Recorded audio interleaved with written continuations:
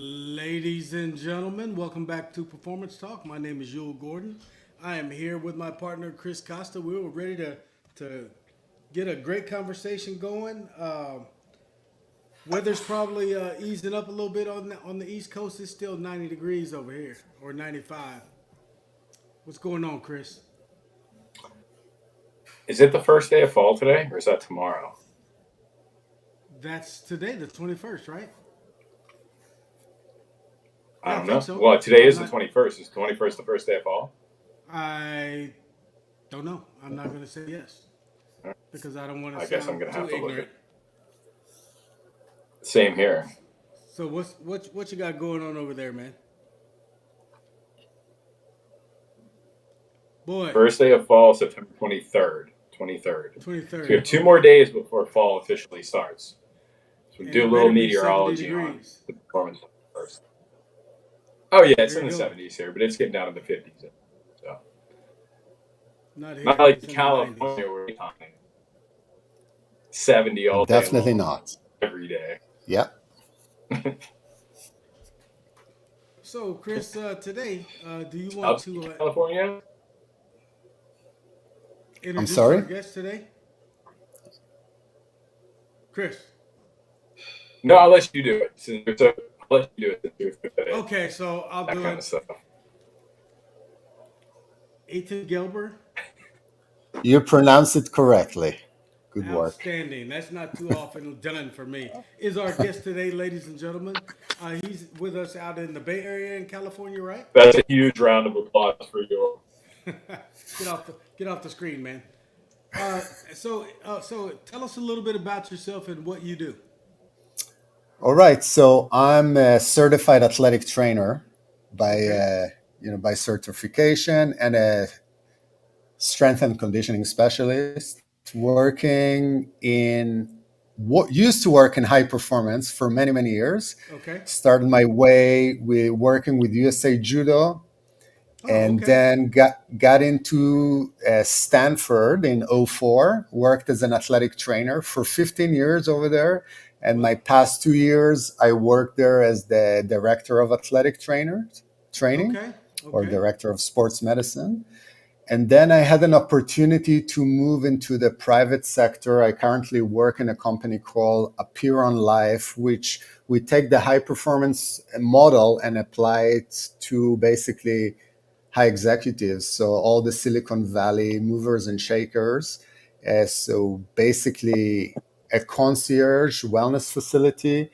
We do a very thorough assessment for about 3 hours, which we can talk about later, and we provide data analysis with programming, and we connect to the client's wearables and provide weekly iteration based on their activity levels.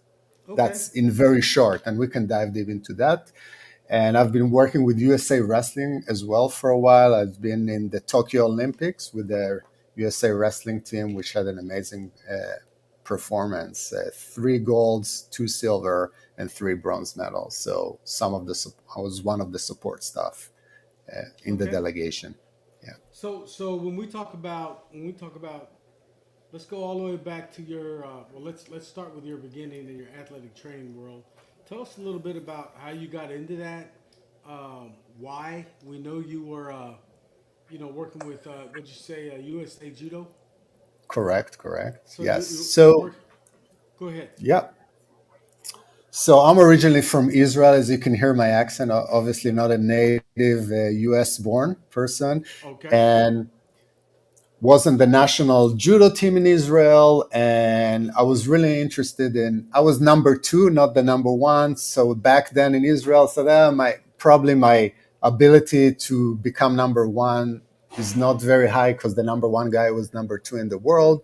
Not a lot of budget, so I couldn't travel much internationally to compete. So I thought Right. I'm really interested in sports science and how the body work, etc. So I just went after my military service. I went and studied massage therapy just to get my foot in the door. It was an American institution, and the instructor was talking about the profession of athletic training. Okay, and I wanted to get out of Israel. I wanted to explore the world, and I could have studied physical therapy, but then my parents would tell me, well, you can stay in Israel and study that. The profession of athletic training is something very unique to the US kind of environment. And I Right. thought it would be cool to go and get my undergrad degree. Back then, it was undergrad certification in athletic training and go back to Israel. So I did my undergrad in San Jose State University, where they also had a Okay. national training center for judo, so I can keep training and Yeah. get my education in. And while I was doing my studies, I developed a 1 year program for strength and conditioning for judo for one of my classes. And the judo coach at the time said, "Hey, why won't we try it in here?" So from here to there, I ended up doing that for about 12 years on more of like very part time for the National Training Center at San Jose. So that's kind of like a side thing that I was doing over the years. And when I finished my undergrad, I thought to myself, I cannot go back to my country just after doing my undergrad. I felt that I'm not that proficient. I should definitely be studying more. So I decided to get my master's degree in exercise physiology and motor learning. I was Okay. always thinking about having a broad base versus a very narrow focus discipline. Right. So, exercise physiology and motor learning, specifically looking into skill acquisition.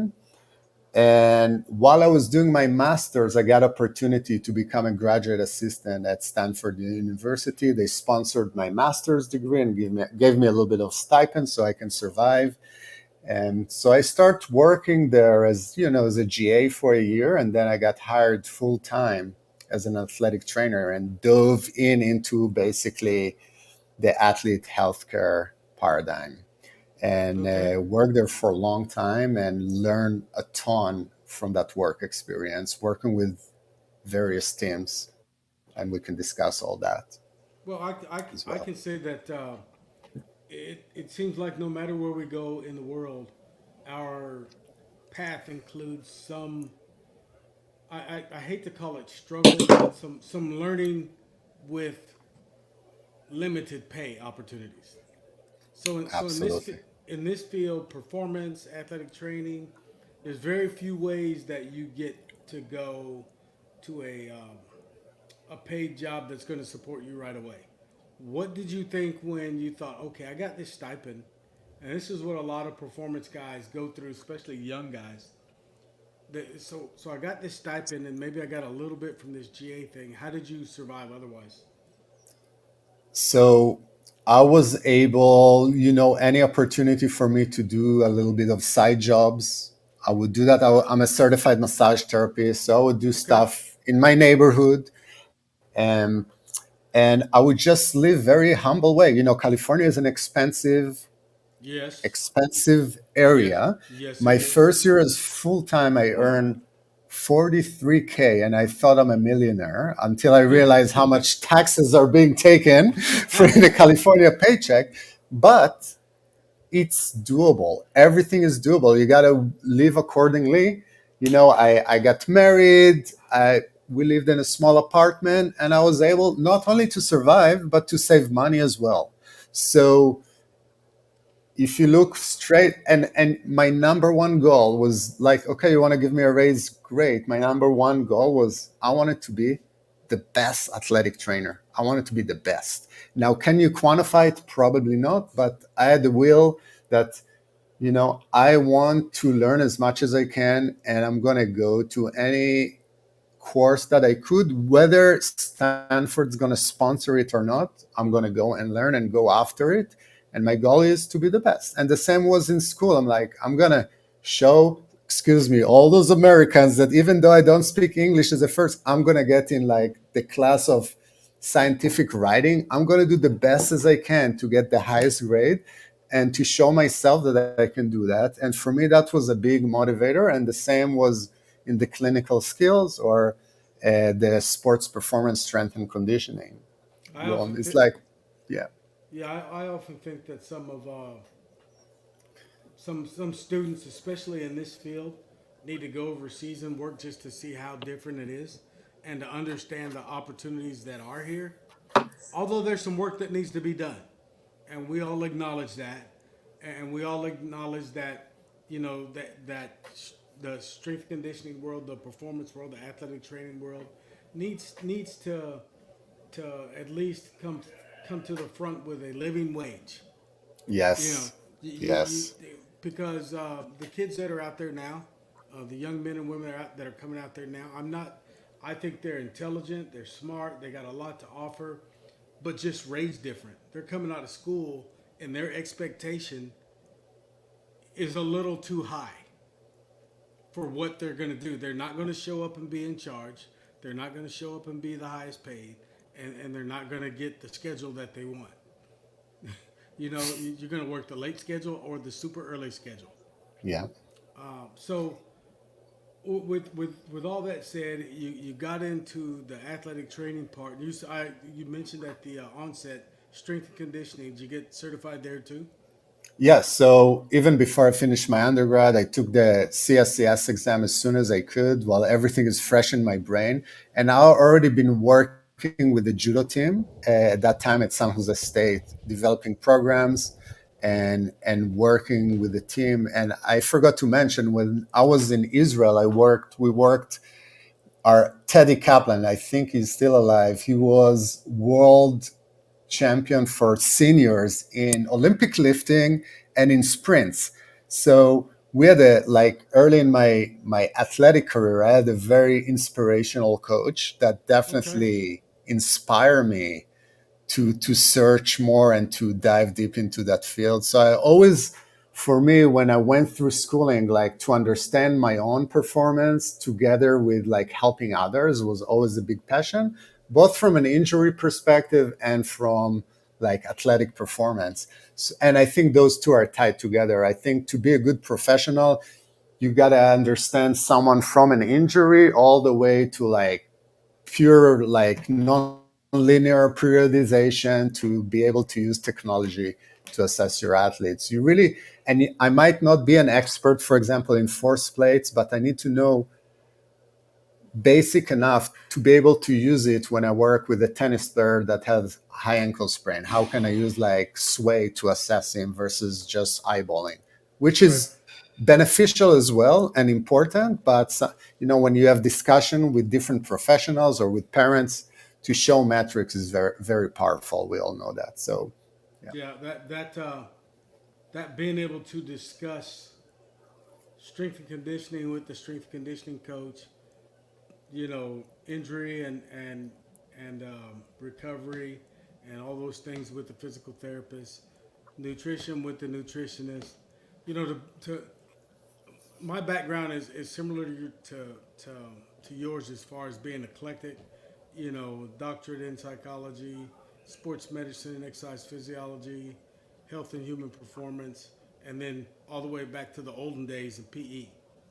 there we go. So and then I've been in clinics, I've been in locker rooms, I've been in training rooms, I've been in you know PT offices, and it's really important to be able to talk across and within the professions.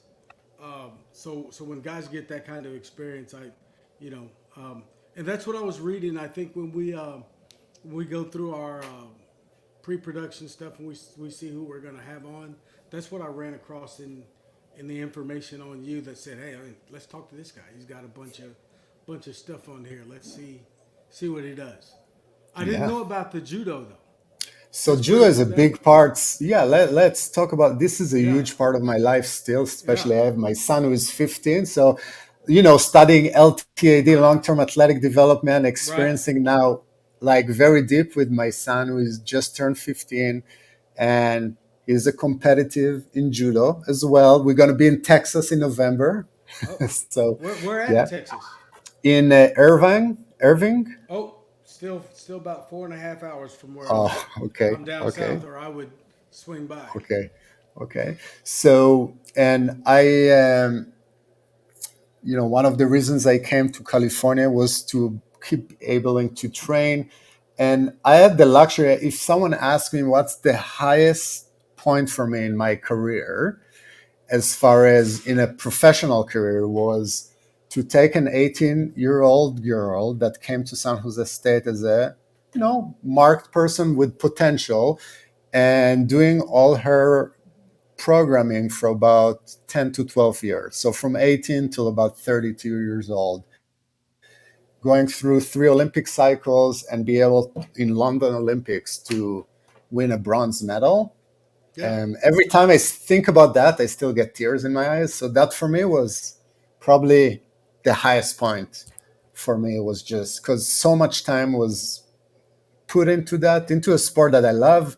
Not famous person, Marty Malloy, Olympic bronze medalist. You can look her up after. So doing a lot of things with low tech, a lot of time without supervision, and doing a lot of from strength and conditioning to some nutrition. I'm not a dietitian, but like giving her ideas, let her read research about combative sports and some of the latest research, and guiding her through and like the Olympic year, we had a whole plan to be able to qualify for the Olympics, which is not easy from the US Right.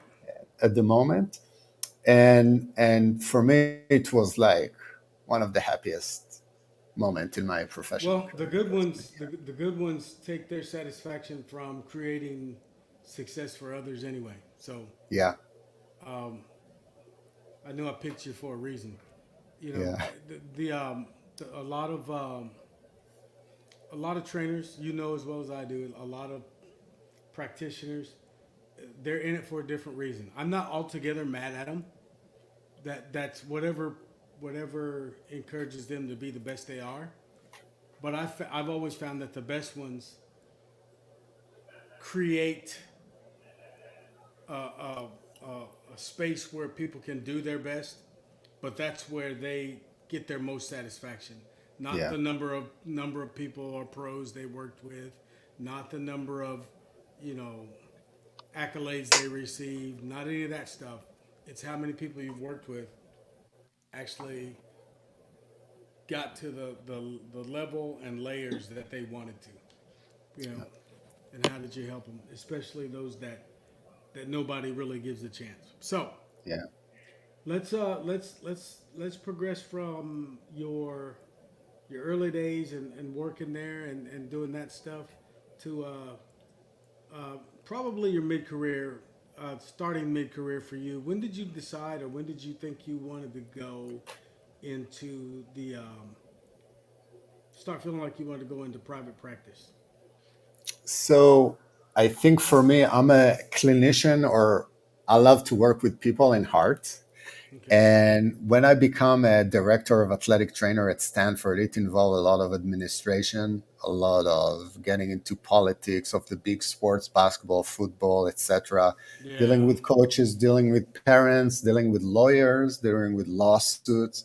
So I Yeah. felt myself getting carried away from what I love to do and like to do, even though I had a lot of experience and probably can utilize this experience for administration, where my passion was not in that. So I I care less about the title and more about the actual work. That's what means more for me. And I just felt I was not myself. I had a lot of stress that was not worth all the things around the title of director of athletic training at Yeah. Stanford or director of sports medicine. And I just pure left. I gave my resignation. I said, like, that's enough for me. and and that opportunity basically forced me to explore the private sector, which at the moment gives me a lot of flexibility, a lot better pay, and great opportunity to spend time with my family, Now which is the most important for me. I want some of the we have an eclectic audience also. We have athletes, administrators, Hmm. educators, and professionals in all the fields of performance that touch athletes. You know, nutrition. So I want them to hear what you're saying because you're not the first guest that said something like that.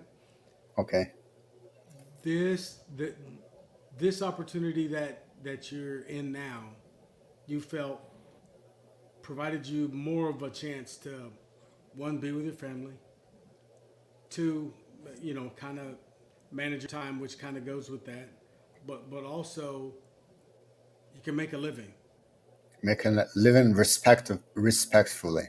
Now respectfully. I say that a lot in our podcast, and I'll get on my soapbox sometimes. But I want those folks in the hiring positions to understand, if you want someone, if you want you know,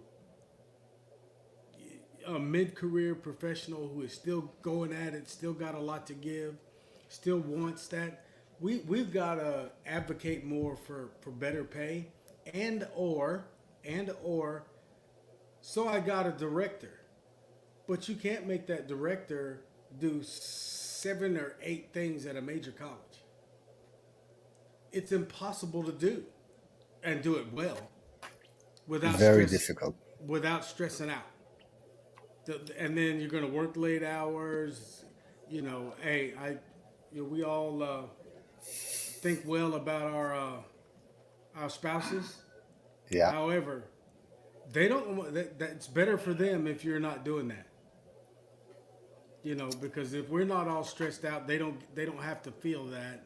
They're already working with the kids, and they have their own stuff to deal with career wise correct. sometimes as well. But anyway, I'm off my soapbox. Let's go to the let's go to the next part before we get into some technical stuff. Uh, why why this type of practice? Well, it was very appealing to me. It was basically a startup. So start something from the ground up, be able to develop like a 360 assessment, be able to integrate technology in high level, and be able to give a lot of time per person. So, at Stanford we always wanted to create like a almost like a signature profile for each athlete that will follow them for 4 years. Right. But you have 800, 900 athletes coming to you in preseason. You're just unable to do that. You Yeah. don't There's have no enough time. time There's no or time. or resources to do that. Not enough people. And you can So, you can have a protocol to do it, but you're never getting that many athletes through there. and even if you get them through to analyze all the data and look at everything, even when That's we had a sports scientist at Stanford, and that's a whole nother it was story.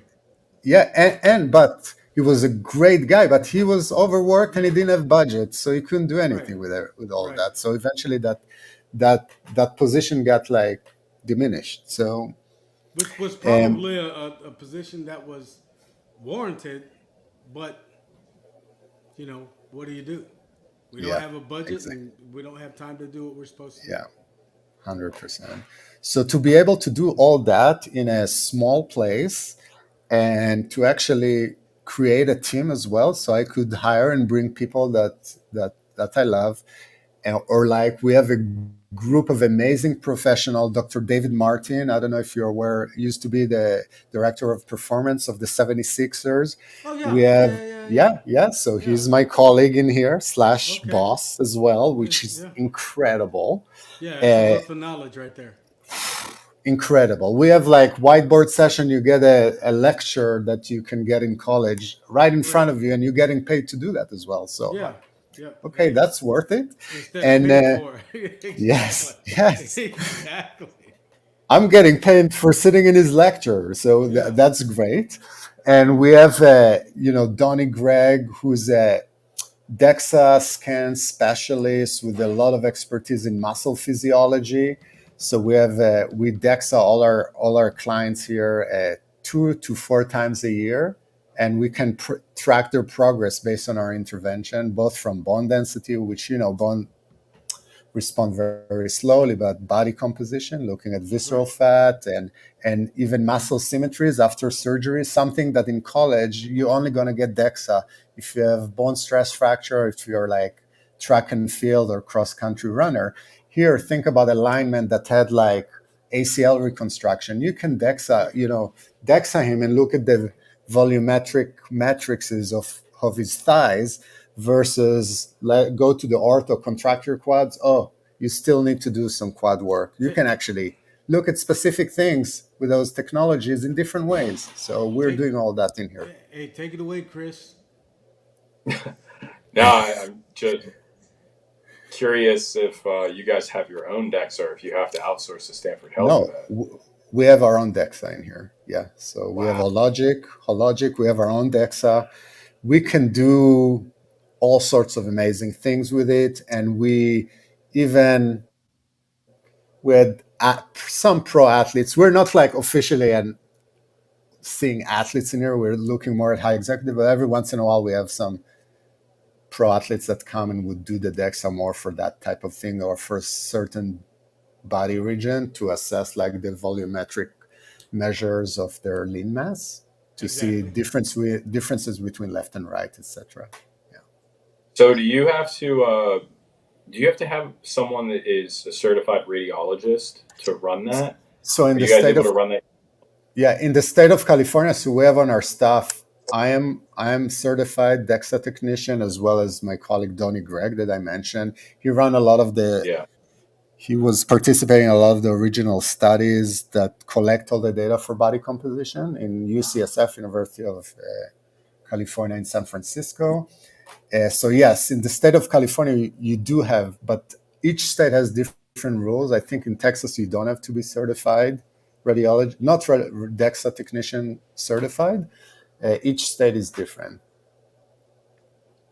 Yeah. Okay. Yeah. I wasn't sure. I know that some states are very specific about who can run those types of devices. Um, and then obviously you have all the HIPAA compliance stuff that you have to follow. But Yeah. that definitely sets you guys well above to kind of set the bar for the performance assessment because most organizations can't even get close to affording to have one.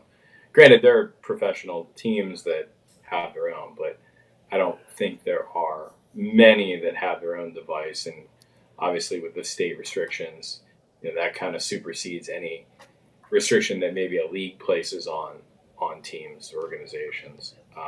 So that's got to be huge for you guys to be able to Yeah. run a deck set on anyone throughout the process, whether it's return to play, whether it's just trying to develop a solid foundational program for someone, and then not only using the subjective feedback of how someone feels and are they actually moving more weight, which is objective. Now you can actually look at this and say, are we having any tissue hypertrophy? Are we normalizing tissue that we maybe tried to normalize? Is it not Correct. working and we change it up? I mean, it's a great way to kind of validate that and make sure that you're checking all those boxes. Yes, and for us, another big metrics that we look at for health span is the visceral fat, which is the fat that surrounds your internal organs that sometimes can be deceiving. You have like the skinny fat type of people that looks completely normal, and you say, Exactly. oh, they're like fine, and you run the DEXA, and they have high visceral fat. They drink a lot of alcohol. They eat probably their nutrition is not great, and now we got to intervene and with program to try to change it. And we saw some really impressive results with that. And I did not have experience with that before I came to that kind of job because I was dealing with shoulder rehabs, return to play for wrestlers, so things that, like I said, now I'm like, you look actually more globally, yet Mm-hmm. specific, but you look at health in more lenses. And for me, it's fascinating. I didn't know I'm going to do that when I came in here, but it's definitely a eye-opening experience. When you go to conference, oh, healthy aging or healthy like, oh, the aging population, like poster presentation or presentation, like forget about that. I want to Olympic medals. That's what interests me. But when once you get a little bit older and once you start to work with that population as well, it's important for all of us, whether you're a retired athlete or a practitioner, that got to take care of their health as well. So yeah, Yeah, and 100%. What we what kind of say shocking finding did you have from something that maybe you wouldn't even have believed or thought of when you originally DEXA scanned somebody and then you reassess, and you see change? Like what? Just talk about Oh, specific instance. Obviously, you don't have to put a name out there, but just an no. instance where you were like, "Oh wow, I never thought that would happen." I would start first with the eye-opening experience. We think about bone density as like problem for postmenopausal women, right? Like Okay. that's Right. bone, when woman becomes 50 to 52, bone decline as part of the natural process of aging, unfortunately, due to Right. hormonal changes, etc. We find a lot of males that have bone density issues. And the thing is, you don't think about it because why would you go and get bone density? Males traditionally don't have that issue. But again, we see one, genetic, two, nutrition, three, alcohol consumption I was gonna does say, aff- does affect your bone density, and people do not realize it. That having there is something called the frac score, which is like your probability to get fracture in the next 10 years right. due to fracturing your hip or your spine, and not because of lifting heavy. Usually, if you lift heavy and regularly, you're less likely to have bone issues, but it's called fragility fractures. Like you just, or frailty fracture, you just fall and break without any kind of Mhm. You just fall and break. aggressive mechanism. Well, So that's what happens in bariatric Well, yeah, populations. They fall break, but they usually break tissues that you don't want to break and yeah, places that you don't break them that don't heal well or heal right. yeah, quickly. yeah, And then that's kind of the beginning of the collapse or the beginning of the yeah. fall. Correct. So a lot of males have bone density issues, and they would not know it unless they get DEXA scanning here, or And until they wait and fracture something, and then it's too late anyway. right. I Yeah. mean, that's why men in their, a lot of guys in their 30s and 40s that are otherwise relatively active, but smoke and drink have issues. Yeah. They have a lot of bone density issues. I did not, I anecdotally kind of knew that, but I never really, you know, I couldn't tell you here's the data, but being able to have that data, that's some real stuff right there. Yeah. And And we have now about That, 1,000 data sets of like individuals with repeated testing and with behavioral data as well, which means we connect to all the wearables, we see what they do, if they record on their watch or their right, heart rate monitor. So we can connect all those together with programming, see what works, what does not work, and see uh, some people are also, psychology is a big thing. Be able to change behavior is not right, easy, especially when you're older, especially when you're high executive and be used to be the boss. yeah, So think and about it. you've had success doing things your way. yeah. Yes, yes. So Yeah, think about it. I come from an environment where, with college athletes, I'm the boss. I tell them what to do. They usually listen and follow through. Now I come to a different environment. I got to tell the billionaires what to do. They're the big dogs. I'm here working for them. But, if I want to see results, I got to convince them that what I'm telling them is one, Yeah, but you supported by got evidence. Yeah. you got to And then, remember that they're coming to you. They're coming to you because they trust your knowledge, they trust your experience, and they trust your education. So yeah, in a way, we look at them as being such high alphas because they're high earners. But the reality is, in that situation, they're looking at you for the answers. Now, correct. their expectation of proper answers is probably going to be a bit higher than somebody that may be a little more lay, but they still are dominantly relying upon you to fix them, probably with some level of ferocity too. Like, hey, listen, I don't have a lot of time here. I need to be fixed, and I need to be fixed ASAP. Yeah. And you need to do your job well. You need to do your job right. so they are in many cases more willing to help you help them, but Most cases, in yes. Most in, cases, in yes. And sometimes it's a process, it's a right, process. People start a little bit cold, and then they warm up once they get to know you and you show right, them results like the first 3 months. Like someone that comes in, we do VO2 tests with lactate profile, and someone that comes in their 50th percentile based on age reference, I right. know I can change them pretty good. Pretty good. I have someone coming on their 98th percentile, 99th percentile. I It's know I gonna be can change tough. him just a Yeah, little bit. It's going to be gonna hard. be tough. So I know which people we can make a rapid change that's going to blow their mind, and they can buy in. But this is the way we look at athletes too, though, right? When we're working with athletes, they come to you if they have a gross problem or neglected or have neglected a specific area. We know we can get improvement in that area as long as we can get compliance. Correct. So, Correct. He's doing Chris, a headstand. I'm doing a handstand. Yeah, you turn upside down on the you screen. you definitely are upside down on the screen. There you go. I was going to say that was going to be pretty interesting for for the audience, but he'll pop back on here in a minute. So continue to talk about. Let's talk about data and data sets and how much is enough and what kind of data and when do you need to do it. Me personally, in my practice, when I do more consulting now than actual stay on the practice, but when I'm working with any athlete, and I still work with a few, not a lot, it's a continued assessment. And I named the protocol or the protocol 20 years ago. I named it the attack protocol: assess, train, test, analyze, compare, and know. You know what I mean? So Yeah. you're gonna assess the athlete, then you're gonna go train. Then somewhere in the middle of that training or at a point in that training, you're gonna test them to see if your assessment is getting, if you're doing better or worse. You're gonna analyze, different points of data and different points of testing, and you're going to compare that with everything else and each other, so that you know what to do going forward.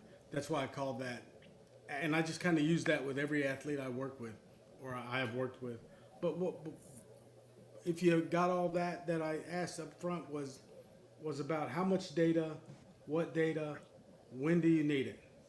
Yeah, so I'll say it depends. For example, I'll give you a few examples where data was not needed. Even we did a full assessment, and we had a guy that came in. He was 340 pounds. We all know what he needs, even without our 3 hours assessment. So we did the whole assessment, and we create that kind of we call it the health compass. Assess each domain: body composition, bone density, balance, muscle fitness, aerobic fitness, and cognitive Right, capability. And we knew already, but and he knows where he is. Like, I don't need to dive into specific data with you. We have all the data as a baseline, and we told him, listen, I'm not going to go over every metrics with you. We know we have a baseline now. We all of us know what you got to do.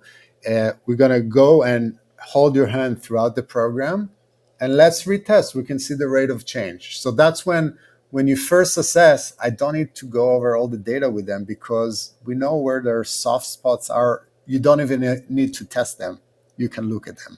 right, Now you have people that are a little bit more functional, fitter, etc.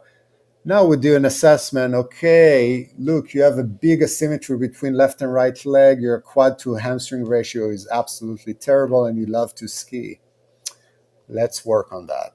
Definitely going to dive into that data. I have to look at the data and decide which data points are meaningful and important.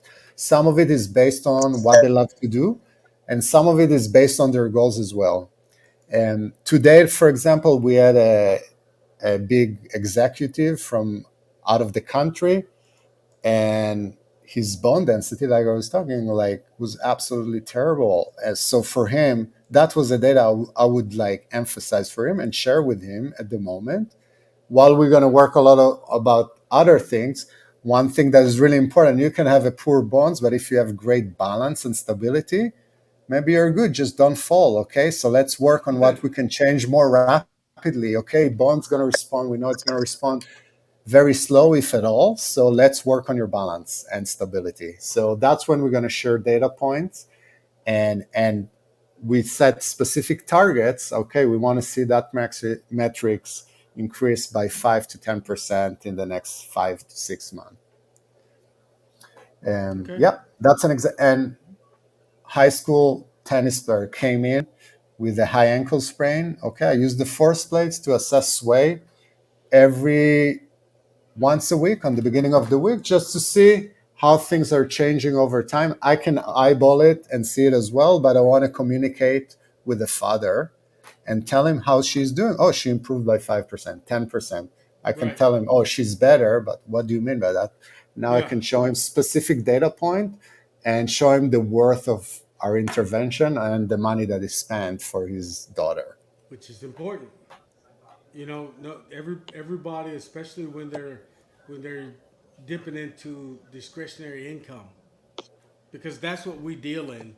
We unless we're dealing with a professional athlete who has to improve performance or return from injury or whatever it is, professional or a high level national team athletes,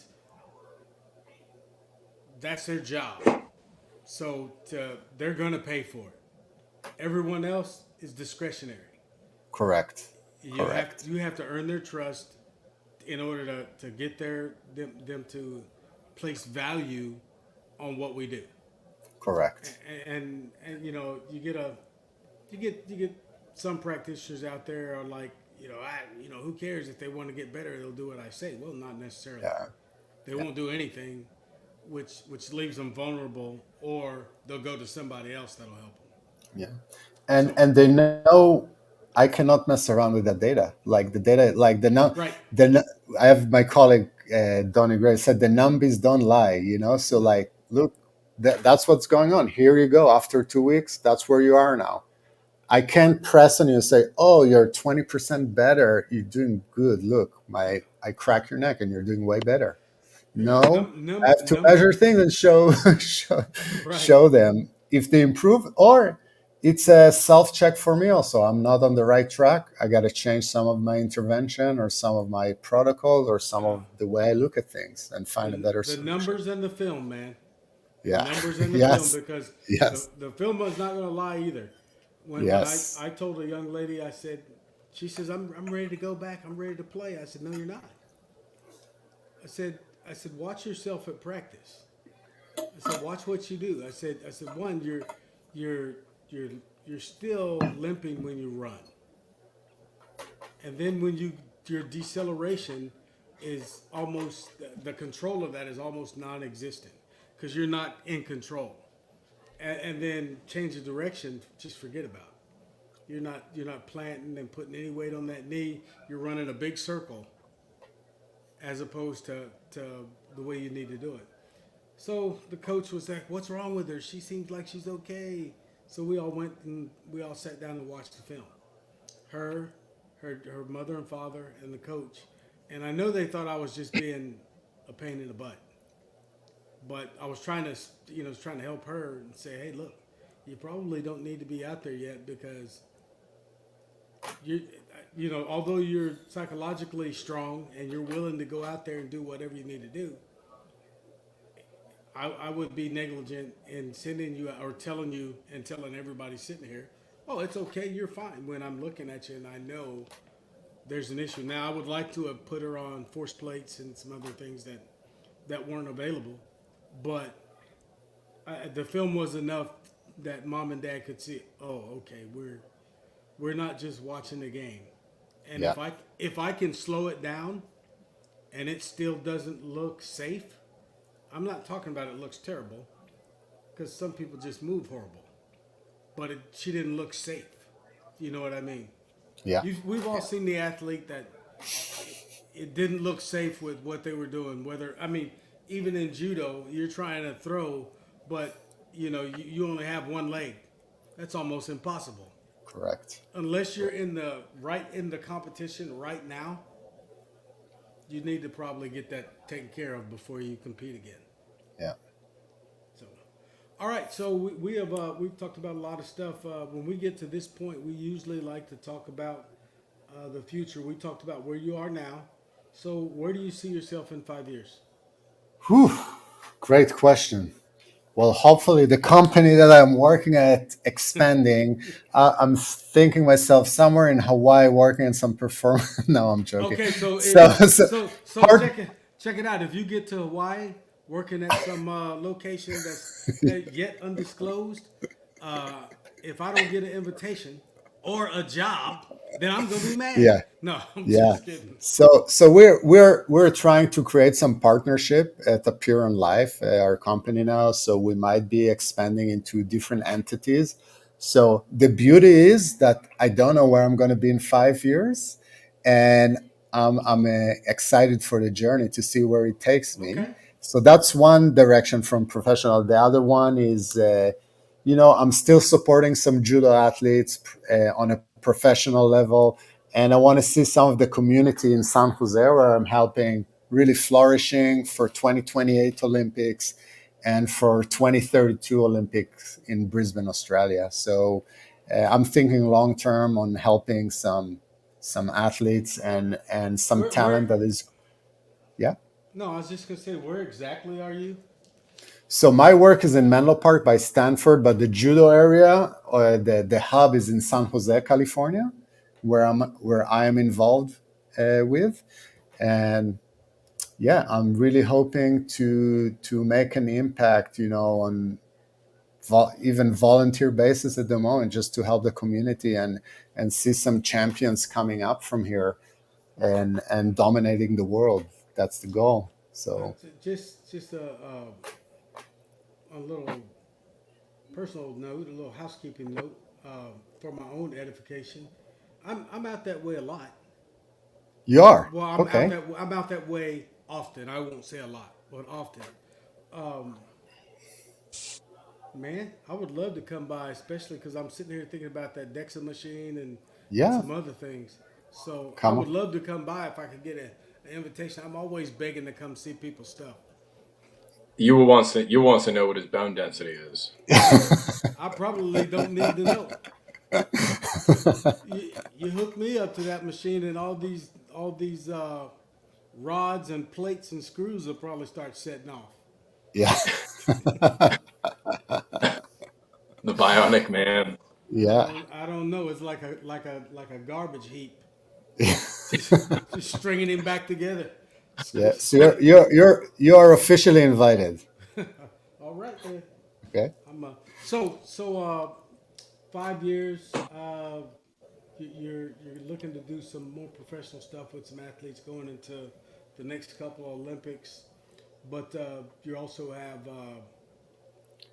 some things going on with the company there where you work. So sounds like a lot of good stuff coming up in the future, and that you have to look forward to. So we got our as we continue towards the end with that. We never like to end anything here, but we'll get to our last couple of questions. And the first one is, what would you? Pretty standard question we ask everybody.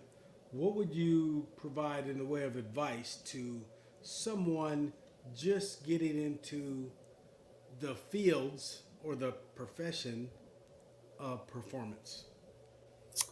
Number one, find a good mentor.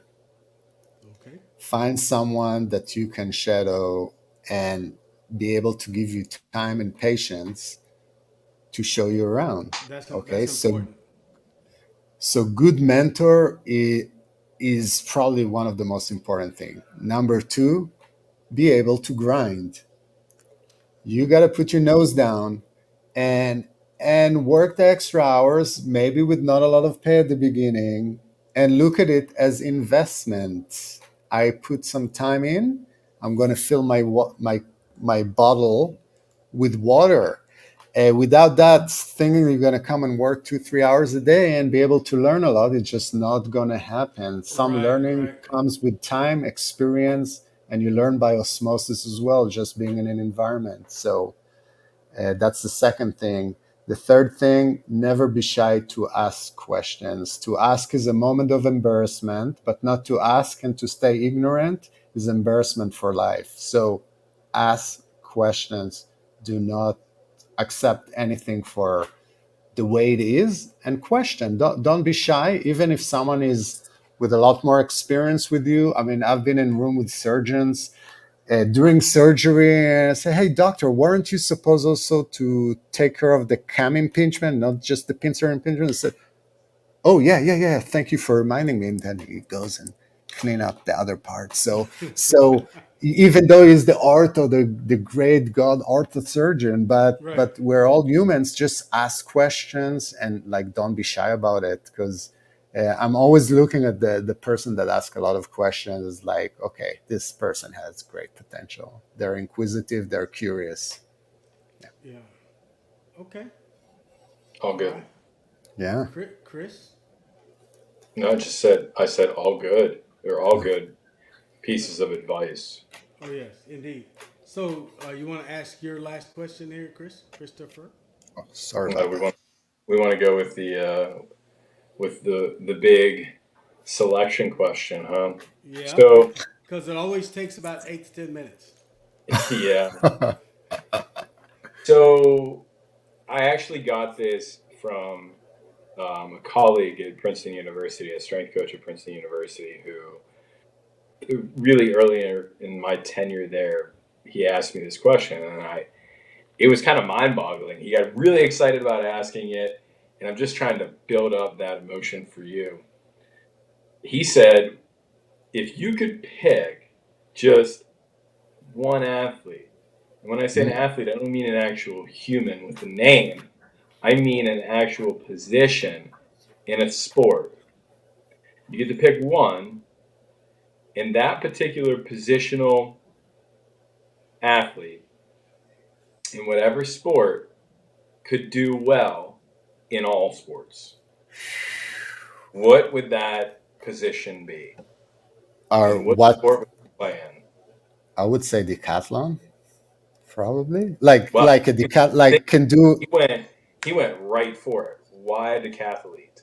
Well, think about it. Well, the one thing is there. It's all like close skill athlete, decathlete. So maybe not, because decat. So okay, I can see Oh. why it can take 8 minutes, but just from physiological perspective, they got power, endurance. You know, they can jump. They can train across different disciplines in a way, and they would be our optimal kind of super athlete. But it's all closed skill, which means the environment is predictable, right? They don't need hand-eye coordination, so that might not work. So they And can't throw and they can't catch. Likely. they can No, they can throw. can't. They can throw. What do they throw in decathlon? Shot They put, can throw. discus, There we go. They can shot put, throw. discus. They can throw. They can throw. They won't be able to catch. So, hmm. Okay. Yeah. I would say probably basketball. I'm not sure. It's a good question. And my bias said like for me the ultimate athletes for me, because I come from a grappling era, is the wrestlers. For me, they're like gymnasts that can fight. To me, it's like unbelievable to watch what wrestlers can do and how they can train and how much they can endure. To me, wrestlers are the ultimate mentally tough and can go through everything, can go through walls. They're the all to me, they are the ultimate fighters, not the MMA. I don't think they're that as tough as wrestlers. Personally, for me, those are like the favorites. But can they play So basketball and catch balls as well? Some of them can, but not innately. Yeah. okay. So you still got to pick one. Ah, ah, We're still gonna hold you to this. You have to pick one. ah, You got to ah. come up with. There really is no wrong answer, Yeah, I, but you got to. yeah. I gotta think. I'll give you an answer next week. I would no, still go with no. decathlon. All across, even though like they probably can't catch, but I would assume being so versatile with a lot of different training in different areas, I would assume they can jump, they can land, they can accelerate, they can decelerate, they can throw. They might not be able to catch. That's the only deficit. So I'd go with decathlons probably. We're gonna put the music on your tune. Okay. Yeah, Dun, yeah, dun, dun, dun, dun. The clock is ticking. Is that yeah. it? That I think that's the first. The first. He's the first person to say a decathlete. I mean, we haven't gotten What that what yet. did you get so far? What did you get? Football, wide receiver? Yeah, we got Yeah, like running yeah. backs. We got defensive ends. We got middle infielders, and we got a couple of rugby. Yeah, midfielders, Rugby is soccer a midfielders, lacrosse midfielders, field hockey midfielders. Yeah, rugby is a Uh, good one. Rugby, I can see. got yeah, wing, and one guy even went specifically the sevens, Yeah, rugby seven. rugby Yeah. sevens. He went with that league instead of the full on because those guys have to do a lot more in his Well, mind. yeah. I have a little bias, and Shorter. I'll show you our bias. Don't sorry, I know it's recording, but if you can see who is that here, do you know who's that guy? Ashton, two-time decathlon Olympic Yeah, champion sure for do. the Yeah, I bet that US. was him. Yeah, Yeah. yeah. So his wife, who's a heptathlete, bronze medalist for Okay. Canada.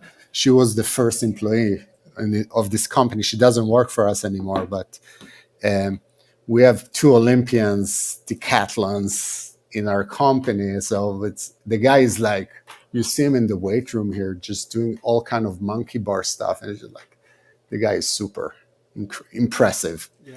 So I will I tell am you back. that I will tell you that when you see a high level athlete, specifically a field and court sport, a field and or court sport athlete, some of the things that they do, you're like, holy cow, dude, you look like an alien.